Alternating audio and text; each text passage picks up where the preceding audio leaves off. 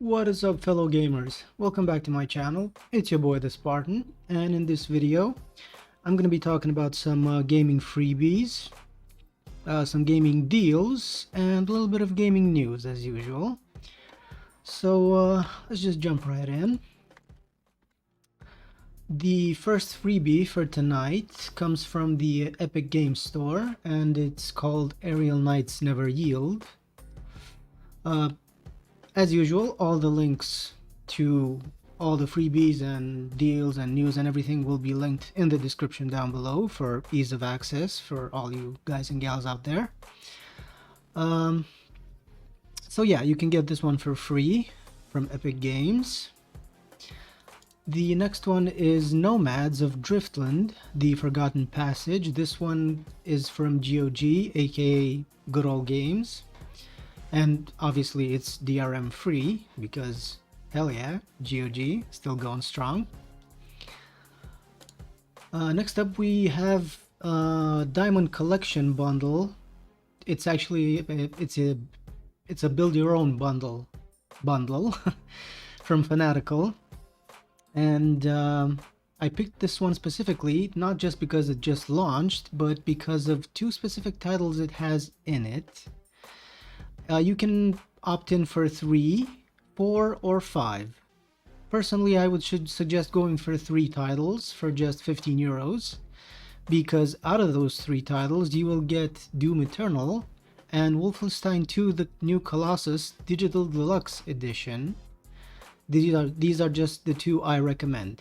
If you pick the build my own bundle with 3 titles and get Doom and Wolfenstein, you can opt in for any other third title of your choice. You got a lot of them to pick from.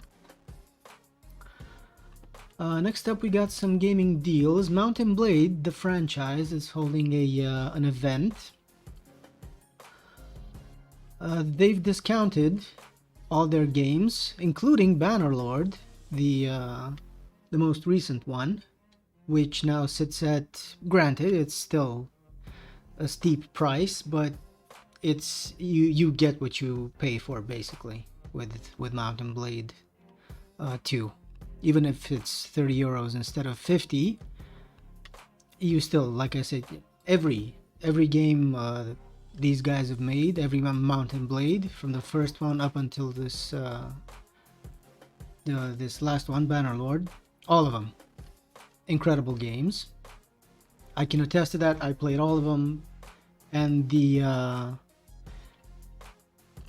mean, let's just pick Warband for example. I mean, the reviews speak for themselves. We got overwhelmingly positive on all of them, and just for my curiosity, what about Bannerlord? Oh, even Bannerlord has very positive out of almost 200,000. So hell yeah, like I said, the whole franchise is on sale. If this is something that interests you, if you had your eye on it for some time, if you're just getting into it, hell yeah, go to Steam and get it. Next up we got Capcom, which has a publisher sale. Basically they've got all their fucking titles, and they got a lot of titles. Let's just leave it at that. I mean, we got Street Fighter series, we got Resident Evil games, we got the Ace Attorney, Mega Man, Monster Hunter games. You got the DMCs, the Devil May Cry. You got Dead Rising, the franchise. You got the Arcade Stadium, and a shit ton of other games. You got discounts from A to Z basically, again on Steam, and like I said, you will find all the links in the description down below if any of this interests you, obviously. And like I've said in my previous videos, I will keep repeating this as long as I remember it. I am not in any way, shape, or form sponsored by, in affiliation with, or in partnership with, or anything like that with any of the companies or websites or anything that I talk about. Like I said, it's just usually me seeing stuff that I think others may want or others may be interested in, and I just put it out there in a video. I'm not even I was almost this close to saying that I'm a small YouTuber. No, I'm not even a YouTuber. I'm just using my channel to save my Twitch streams because they get deleted 2 weeks after on Twitch, so I save them as mementos. And then I got this little thing, this little playlist in which I upload videos for people out there to, see free stuff,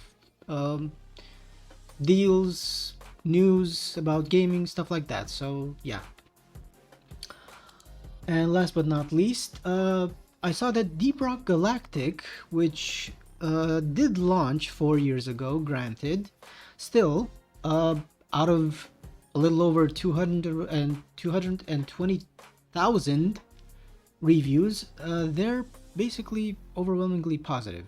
It's an awesome game, but it's not for me.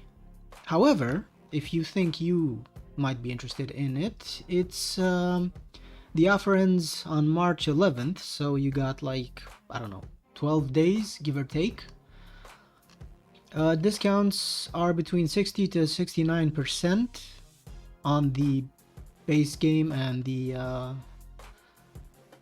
different types of editions of it. So yeah, like I said, I've seen a lot of people play it. I mean, again, the reviews speak for themselves. And a lot of people have told me it's an awesome game. Like I said, I've seen trailers, I've seen gameplay. It's not for me, but hey, you can't, everyone has their own tastes, their own likes, dislikes, so just putting it out there for people who might be interested in it.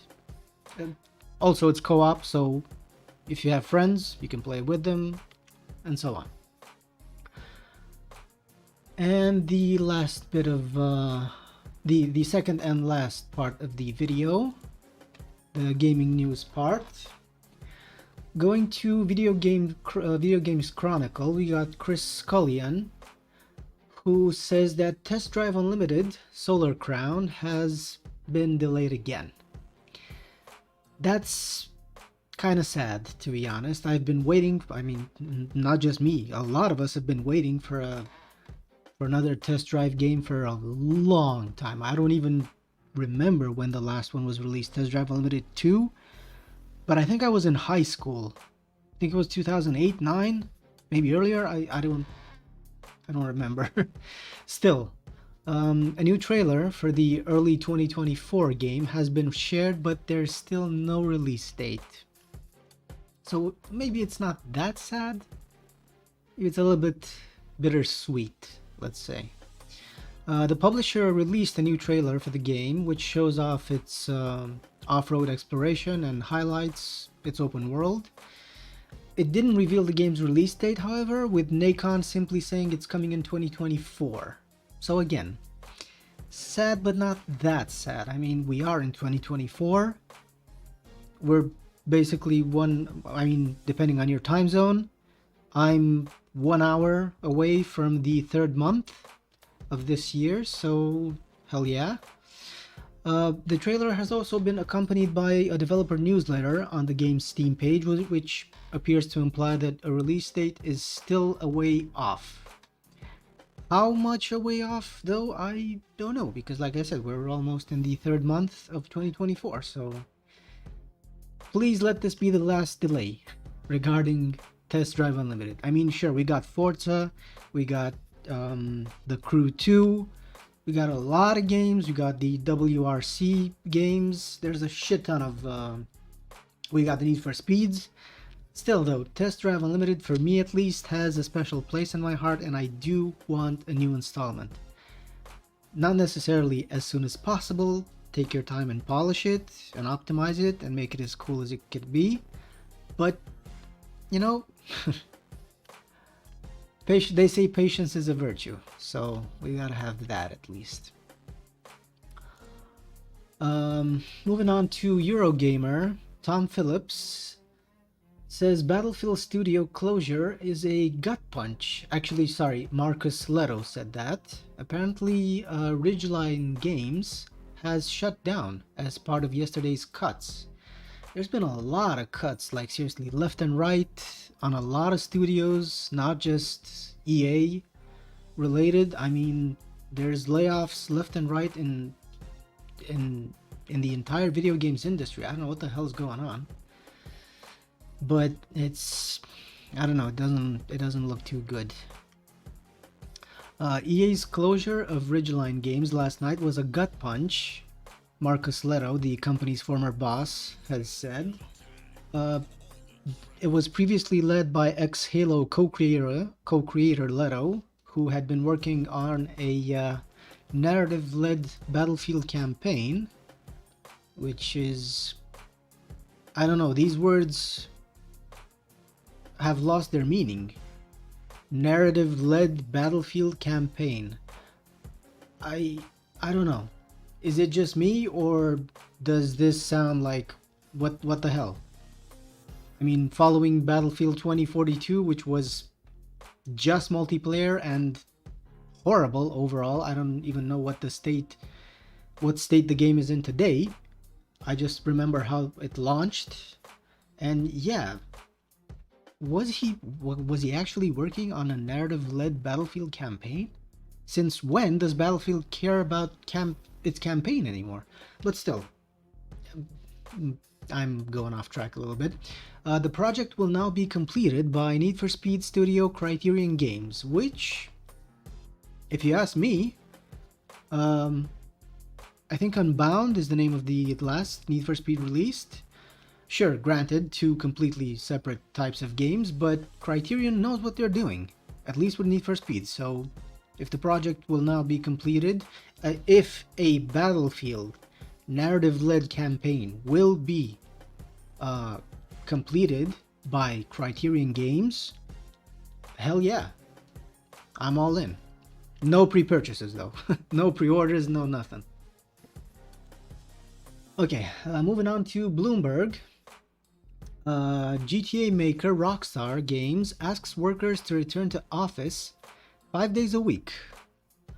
This is from Jason Schreier, probably the most well-known name in the video game industry at this point. And this is embarrassing. I forgot to highlight this specific article so that I would tell you guys and gals exactly what's what. But yeah, Rockstar Games will ask employees to return to the office 5 days a week beginning in April, because they're entering the final stages of development in terms of GTA 6. Now the thing is, why are they doing this? In an email to staff on Wednesday, apparently the decision was made for productivity and security reasons. Now I remember reading something like this yesterday, I think, or maybe I'm mistaken, but still, basically what they're doing, Rockstar is fed up with all the leaks that have been going on, and this is why they're trying to get hands-on at the office. Basically, they want to minimize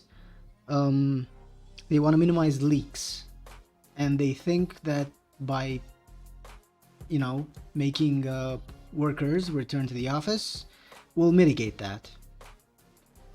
I don't know. I guess there's only one way to find out.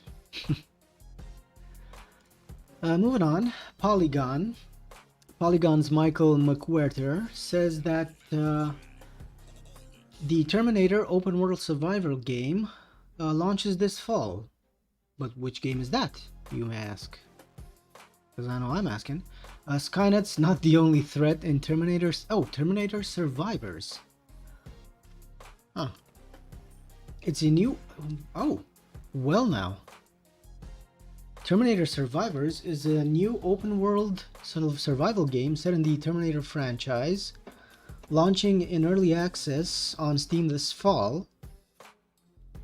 And the developer, Nacon Milan, did not reveal gameplay footage, but it did offer some concept art, so that players can know what to expect. Well, hell yeah! Open world survival game set in the Terminator franchise. I grew up with the Terminator movies. I mean, yes, please, please and thank you.